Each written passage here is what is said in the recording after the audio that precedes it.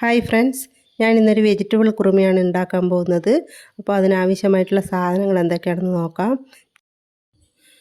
ഒരു ക്യാരറ്റിൻ്റെ പകുതി, പട്ട, ഗ്രാമ്പു, ഒരു 10 മണി കുരുമുളക്, ഉള്ളിയുടെ ഒരു പകുതി, പച്ചമുളക്, ഒരു 3-4 ഉരുളക്കിഴങ്ങ്, ഗ്രീൻ പീസ്, തേങ്ങ ചിരവിത് എന്നൊക്കെ ഞാനിവിടെ എടുത്ത് വെച്ചിട്ടുണ്ട്. ഇനി ഗ്രീൻ പീസ് നമുക്കൊരു കുക്കറിലിട്ട് വേവിച്ചെടുക്കാം. അല്പം മഞ്ഞളിട്ട് കൊടുക്കാം. ഗ്രീൻ പീസ് ഞാനിവിടെ പച്ചയാണ് എടുത്തിട്ടുള്ളത്. ഉണക്കാണെങ്കിൽ ഒന്ന് കുതിർക്കാനായിട്ട് വെക്കണം. ഗ്രീൻ പീസ് ഒരു 3 വിസിൽ വരുന്നത് വരെ വേവിച്ചെടുക്കാം. ഈ സമയം കൊണ്ട് നമുക്ക് തേങ്ങാപ്പാൽ തയ്യാറാക്കാം. ഞാനിവിടെ അരമുറി തേങ്ങയാണ് ചിരകി വെച്ചിട്ടുണ്ടായിരുന്നത്.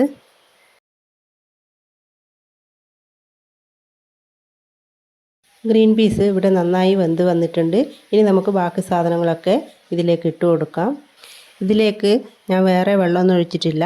ഗ്രീൻ പീസ് വേകുമ്പോഴുള്ള അതേ വെള്ളത്തിൽ തന്നെയാണ് ഈ വെജിറ്റബിൾസ് ഇട്ട് കൊടുത്തിട്ടുള്ളത്.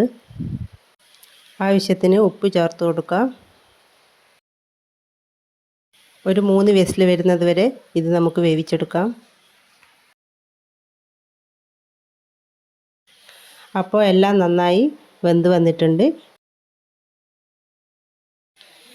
ഇനി അരിച്ച് വെച്ച തേങ്ങാപ്പാൽ നമുക്കിതിലേക്ക് ഒഴിച്ചു കൊടുക്കാം.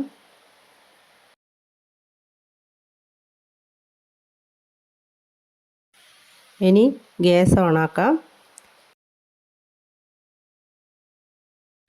ആവശ്യത്തിന് കറിവേപ്പില ചേർത്ത് കൊടുക്കാം. ഒന്ന് തിളച്ച് വരുമ്പോൾ നമുക്ക് ഗ്യാസ് ഓഫാക്കാം. ഇനി ഇതിലേക്ക് താളിക്കാൻ ആവശ്യമായിട്ട് നമുക്ക് കുറച്ച് വെളിച്ചെണ്ണ ഒഴിച്ചു കൊടുക്കാം. അല്പം കടുകിട്ട് കൊടുക്കാം. ആവശ്യത്തിന് കറിവേപ്പിലയും ചേർത്ത് കൊടുക്കാം.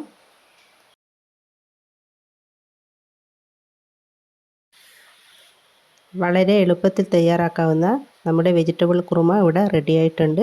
അപ്പോൾ എൻ്റെ ഈ വീഡിയോ നിങ്ങൾക്ക് ഇഷ്ടപ്പെട്ടിട്ടുണ്ടെങ്കിൽ ഒന്ന് സബ്സ്ക്രൈബ് ചെയ്യുക, ഒന്ന് സപ്പോർട്ട് ചെയ്യുക. താങ്ക്